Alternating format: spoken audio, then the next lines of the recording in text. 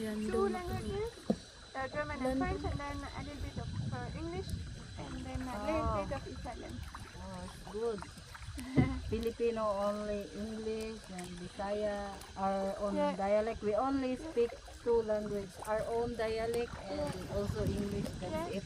But you learn English at school, right?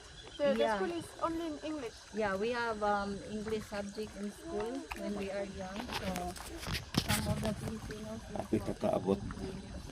but not all.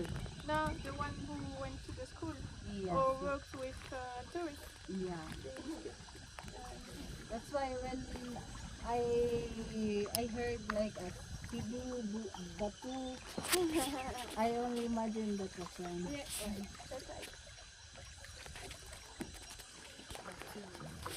Tulog naman itong part na ganyan. Amara, ito. Ay, ang lagig ka. Hakbong. So abot na tas bye-bye guys. Oh, bye-bye. Di man siya matawag og bye-bye di, di man dagat.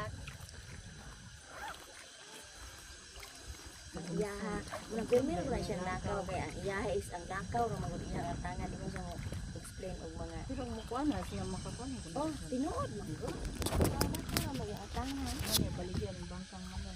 di ba nga iba din Wala, ikuha yan dito pa. mo siya birto pa sa lakaw ra na siya nataas ti Kaya mo lang magbata pa. taas ti